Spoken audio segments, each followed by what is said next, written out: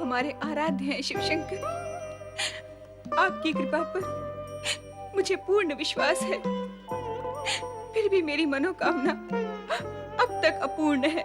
क्या मेरे भाग्य में केवल प्रतीक्षा करना ही लिखा है?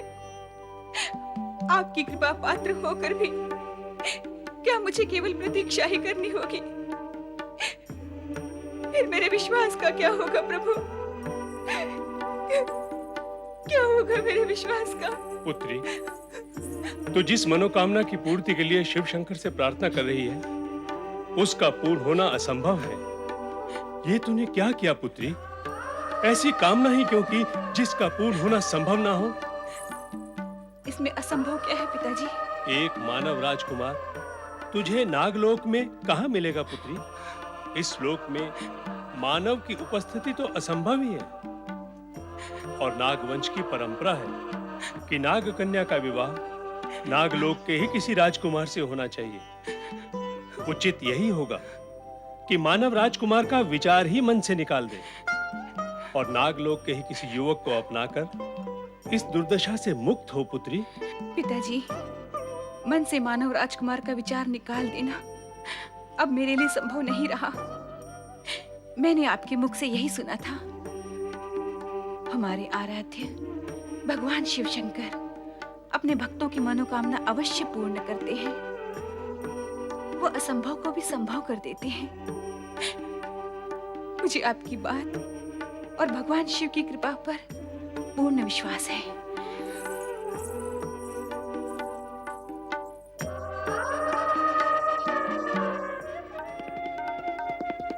क्या हुआ सीमंतिनी? क्या सोच रही हो? माता पार्वती की कृपा से हमारा अटूट मिलन हो गया है। अब ये चिंता और विचार क्यों? स्वामी, आप महान हैं, पूजनीय हैं। आपके मन में विराजित इस मानवीय भावना ने आपको महान और पूज्य बना दिया है। नहीं सीमंतिनी, ऐसा कुछ नहीं है। मैं भी अन्य पुरुषों की भांति एक साधारण पुरुष ही हूं। नहीं स्वामी, आप साधारण नहीं, असाधारण पुरुष हैं। जब स्वयंवर में आए सभी राजपुरुष पिताजी की घोषणा, वे मेरे बारे में अप्रिय सत्य जानकर भयभीत होकर वहां से चले गए, तब सब कुछ जानते हुए भी आपने मेरे पिताजी वे स्वयंवर की प्रतिष्ठा का विचार किया। ये कार्य किसी साधारण पुरुष का नहीं हो सकता। सब कुछ जानते हुए भी आपने मुझे अपनाया। ये आपके व्यक्तित्व वे गुण ही हो सकते हैं। सीमंतिनी, सत्य ये है कि तुमने मुझे अपनाया। स्वयंवर तुम्हारा था और तुमने स्वेच्छा से मुझे अपने वर के रूप में स्वीकार किया।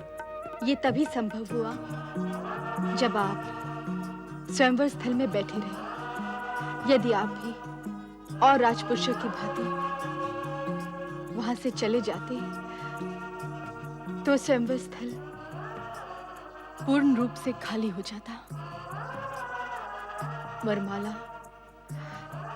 वरमाला मेरे हाथों में ही रह जाती।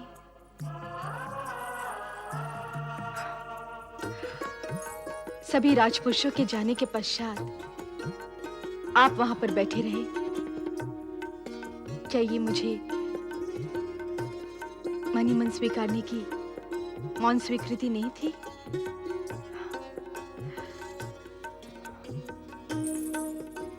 राजपुरुषों ने मेरा और मेरे पिताजी का घोर अपमान किया, किंतु आपने अंत में आके स्थिति को संभाल लिया। ये जानते हुए भी कि मैं